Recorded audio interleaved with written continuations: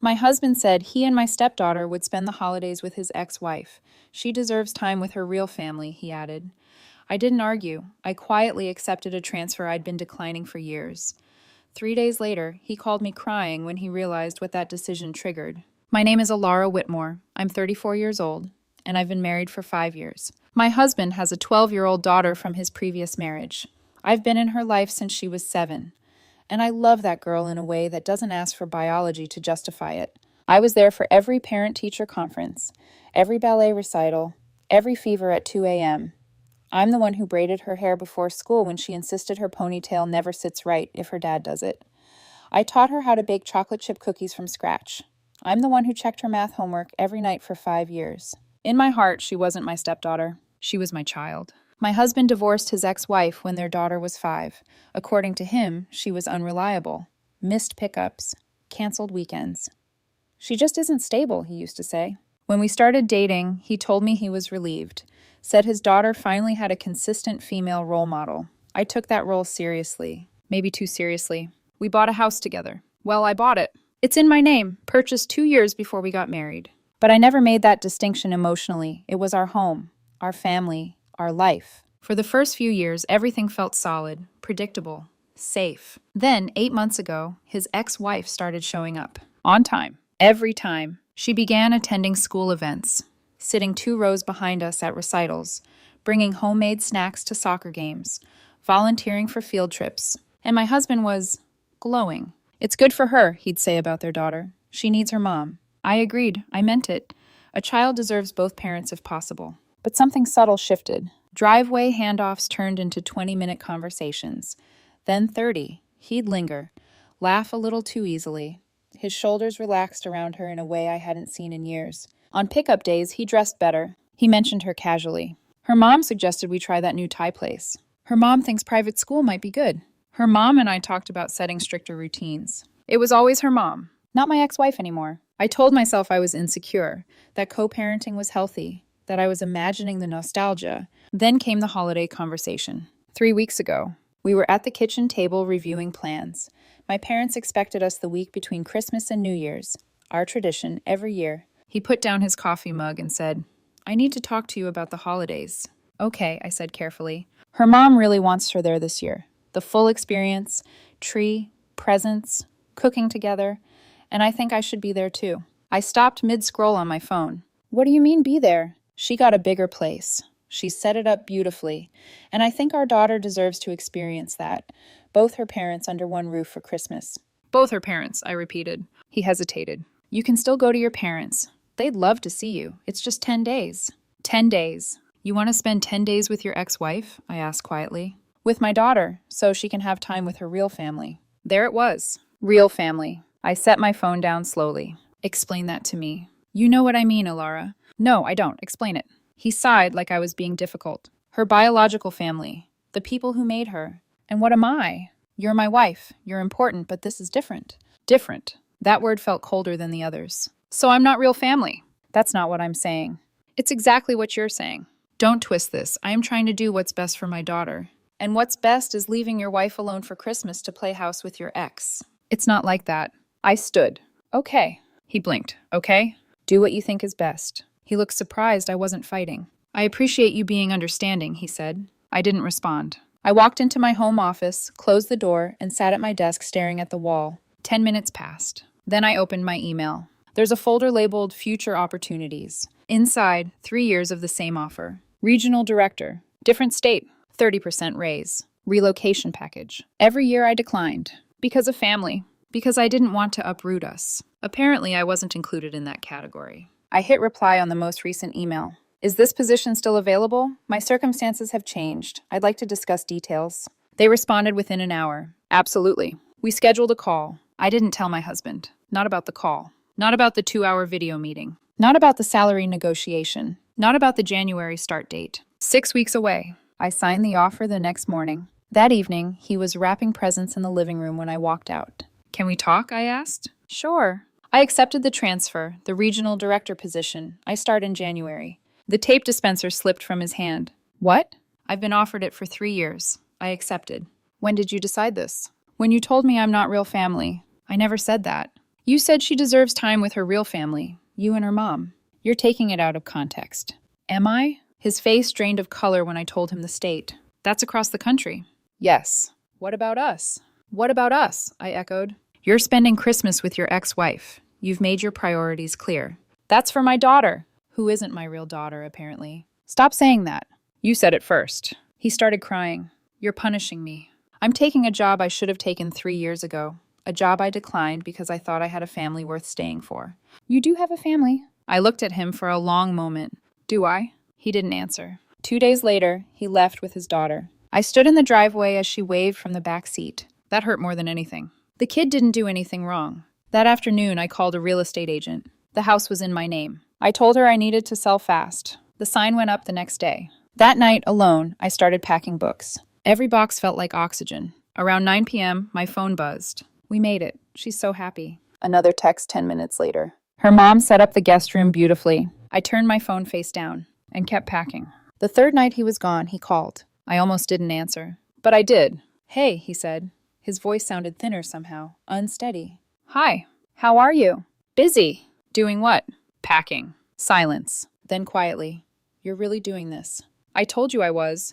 I thought maybe you'd cool off. This isn't cooling off, I said calmly. This is clarity. He exhaled. I could hear faint laughter in the background. Dishes clinking. The soft hum of a television. Her house. I've been thinking, he said. That's usually productive. Elara, just say it. He hesitated long enough that I knew I wasn't going to like what came next. Her mom has been different. I leaned back in my chair.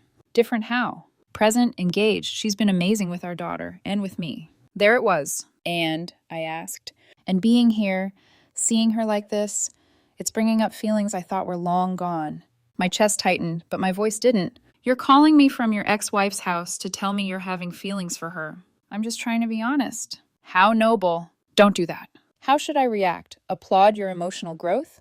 I'm confused, Alara. Confusion doesn't just happen, I said softly. It builds. He ignored that. I don't want to lie to you. I owe you that. What you owe me, I replied, is loyalty. He was quiet. Then, almost defensively, she kissed me. My fingers froze over the tape dispenser in my hand. When? Yesterday. And? I pulled away. I told her I'm married. And then? Silence stretched. And then nothing. You stayed. I didn't know what to do. You leave, I said simply. That's what you do. I needed time to think. About whether you want her back. No, about what's best for my daughter. There it was again. The shield. Stop hiding behind her, I said quietly. This isn't about her. He inhaled sharply. You're twisting this. No, I'm seeing it clearly. I just need time. Take it. You're not even going to fight? For what? I asked. You're physically in her house and emotionally halfway back in her arms. What exactly am I fighting? He didn't answer. I'll be in another state in January, I continued. Figure it out before then. I hung up. He called back immediately. I declined. He called again. And again. I turned my phone off. The next morning, I turned it back on. 22 missed calls. 37 text messages. They moved through emotional weather patterns. Please pick up. You're overreacting. I'm trying to be honest. This is childish. I'm your husband. You owe me a conversation. Then, the house is listed? I stared at that one. Of course he'd seen it. He had neighborhood alerts on his phone. I texted back. Yes, it's my house. I'm selling it. My phone rang instantly. You can't just do that? I can. This is my home. It's my property. That's not how marriage works. I almost laughed. Apparently marriage works exactly like this. One person decides the other isn't real family, and the other adjusts accordingly. I never said you weren't real family. You said she deserves her real family, you and her mom. That's not what I meant. But it's what you said. Silence. I can't afford a place on my own, he said finally. That was the first time fear entered his voice. You should have considered that before telling me I don't count. You're being vindictive. I'm being practical. I accepted a job. I'm relocating. You're an adult. What about us? You're spending the holidays with your ex-wife. That's for our daughter. And what you're feeling for her mom? That's for who? He didn't answer. You've already made your choice, I said. I haven't. You stayed. He started crying again. The sound used to break me. It didn't now. Please, he whispered. I made a mistake. You made several. I'll come home. You already are home, I said. Just not with me. He hung up. 2 days later, my phone rang again. Unknown number. I answered cautiously. Elara? Yes. This is her mom. I closed my eyes briefly. Of course. We need to talk. Do we? He's a mess, she said. You've upset him. I've upset him? He says you're leaving, selling the house, moving. I am. You're overreacting. I actually laughed then. I'm overreacting? You kiss my husband. Silence. He told you. Yes. It was a mistake. Was it? He's vulnerable. He's confused. So you took advantage. That's not fair. No, I said calmly. What's not fair is rebuilding your presence in his life slowly, then testing whether he'd lean toward you. You don't know me. I know patterns. She went quiet. I don't want drama, she said finally. But he's hurting. So am I. You're breaking up your family. My family was already broken. I just refused to pretend otherwise. I hung up before she could respond. That evening, without warning, the front door opened. I was in my office packing books. He stood in the doorway. Red eyes, puffy face. He looked smaller somehow. I left, he said. I kept taping the box. I came home. Is she okay with that?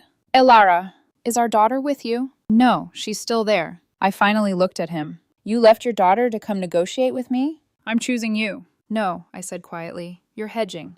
That's not true. If you chose me, she'd be here. You'd have packed your things. You'd have told her mom it was over. He swallowed. I can't just rip her away right before Christmas. But you can leave your wife alone right before Christmas. That's different. It isn't. He stepped closer. I love you. You also love her. I don't know. That's the problem. He ran his hands through his hair. I'm scared. Of what? Making the wrong choice. You already did, I said. He looked like I'd struck him. Did something else happen? I asked quietly. His silence told me everything. Tell me. He stared at the floor. She kissed me again. My stomach dropped. And? I didn't pull away immediately. The room felt colder. How long? A few seconds. And then? I stopped it. And then you stayed 2 more days. I needed to think. You needed to see if you still wanted her. No! Yes. He didn't deny it this time. I set the box cutter down. Here's the only option left, I said evenly. Come with me in January. Fully. We relocate, we adjust custody legally, we rebuild, or you stay. My daughter's school is here. Then you stay. You're asking me to choose between you and my child. I'm asking you to choose whether I'm real family. He stared at me. Tears slid down his face. He said nothing. After 5 long minutes of silence, he turned and walked out. The front door closed softly behind him. I didn't cry. I went back to packing. He went back to her house that night. He didn't tell me directly. I just knew. At 11:47 p.m., my phone lit up. I'm back here. I need more time. I stared at the message for a long time before replying. Take all the time you need. My move date is January 10th. 3 dots appeared, then disappeared. No response. The next 3 days were a masterclass in emotional cycling. Anger. You're tearing apart a stable home. Guilt. She keeps asking why you're not answering her messages. Bargaining. What if we try long distance for a year? Fear. I can't do this alone, Alara. I responded to none of it. The house received an offer. Full asking price. Cash buyer. Quick close. I accepted within the hour. When he found out, he called immediately. You already accepted an offer? Yes. You didn't even talk to me. You're living with your ex-wife right now. I'm there for my daughter. And I'm moving for my career. You're being cold. No, I said evenly. I'm being consistent. He was quiet for a long moment. Do you even care about us anymore? I cared for 5 years, I replied. I carried this family on my back emotionally, but I won't beg to be chosen. I never asked you to beg. You just expected me to wait. Silence. Christmas came quietly. No decorations. No tree. Just me, takeout containers, and an old movie playing softly in the background. My parents called, confused. Work transfer, I said lightly. It happened fast. They didn't press. They heard the rest in my voice. At 8:12 p.m., he texted, Merry Christmas, she asked about you. I didn't answer. 5 minutes later, she made you a card. That one hurt. Not him. Her. The girl who still believed adults meant what they said. I put the phone face down and let myself cry for exactly 4 minutes. Then I washed my face and kept packing. 2 days after Christmas, he called again. I answered. I'm staying, he said immediately. With her. With my daughter, he corrected automatically. And her mother. Yes. I nodded, even though he couldn't see me. Okay. That's it? He asked. What would you like me to say? Fight for me. A bitter smile pulled at my mouth. You're in another woman's house. She's not just another woman. Exactly. I'm not staying, I said. You're not coming. That's the end of it. So we're getting divorced. It looks like it. He inhaled shakily. I can't believe this is how it ends. You decided that when you tested whether your old life still fit. I hate that phrase, real family. I hate that I said it. But you meant it, I said gently. Maybe not consciously, but you meant it. He didn't argue. Long silence. Then what do I tell her? He asked quietly. She keeps asking why you're not calling. That was the first crack in my composure. My throat tightened. Tell her I had to move for work. That's not the full truth. No, I agreed. It's just the part she can carry. She loves you. I love her too. My voice broke slightly. But I can't stay in a marriage where I'm optional. I didn't mean to make you feel optional. You didn't have to mean it. He cried then, soft, exhausted, not dramatic this time. I'm sorry, he whispered. I know, and I do love you. I know that too. That's what makes this so hard. No, I said quietly. What makes it hard is that love wasn't enough. We stayed on the line in silence for nearly a minute. Then he hung up. The divorce papers were filed 3 weeks later. He didn't contest the house. He didn't contest the move. He didn't contest anything, which somehow hurt more than if he had fought. On January 10th, I stood in my empty living room. No furniture, no echoes of laughter, just bare floors and a future waiting. I locked the door one final time, and I didn't look back. It's been 2 months since I moved. 2 months since I traded familiarity for skyline views and silence that belongs entirely to me. The new job is everything they promised. Challenging, demanding, mine. 30% more pay. A leadership team that actually listens. An apartment with floor-to-ceiling windows overlooking a city that doesn't know my history. No shared memories here. No ghosts in the kitchen. Just possibility. The divorce finalized 3 weeks ago. Clean, efficient, clinical. He didn't fight for alimony. Didn't ask for equity in the house. It had always been mine legally. Now it was mine emotionally too. The decision, the exit, the reset. Through mutual friends, I've heard they're co-parenting closely, which usually means they're trying again without labeling it. I don't ask for details. I don't need them. Last week, I received a letter. Handwritten. Messy loops, slightly slanted. Her handwriting. The envelope nearly undid me before I even opened it. Dear Alara, Dad said you moved because of work. I hope you like your new job. I miss our baking nights. Mom tries, but she burns the cookies sometimes. I kept the recipe you wrote down for me. I still sleep with the blanket you got me when I was sick last year. I hope you're happy. I love you. There was a small heart drawn at the bottom. My chest physically ached. I sat on my kitchen floor and cried, not the restrained kind, the kind that empties you. I lost a husband, but I lost a child too, and that's the part no one prepares you for. I wrote back the next day, carefully. Sweet girl, I miss you too. I'm proud of you every single day. Sometimes adults make decisions that are complicated, even when they still love each other.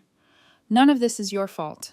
Keep dancing, keep being brave, and always remember that I'll be cheering for you, even from far away. I didn't mention her father. I didn't mention her mother. I didn't mention real family, because children don't need adult pride wars. They need safety.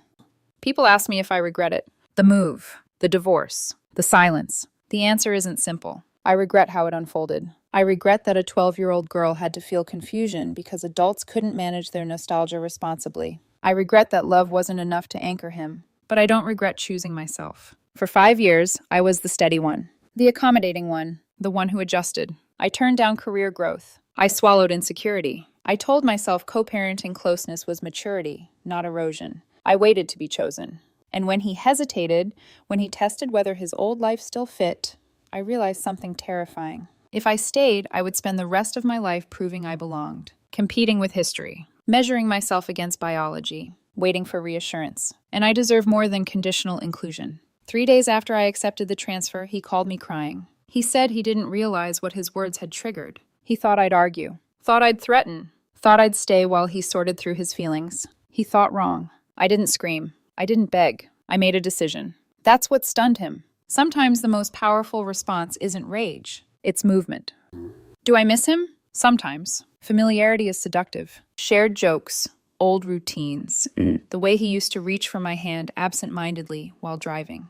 But I don't miss the uncertainty. I don't miss wondering if I ranked second to a version of his past that suddenly seemed shiny again. I don't miss feeling like an accessory to a family portrait that could be edited. 2 months in, I sleep better. I laugh more. I've started saying yes to things I would have once declined out of obligation. I'm building a life where I'm not the add-on, where I'm not the placeholder, where I'm not the woman who waits to see if she's enough. I was enough. I just wasn't chosen, so I chose myself, and that made all the difference.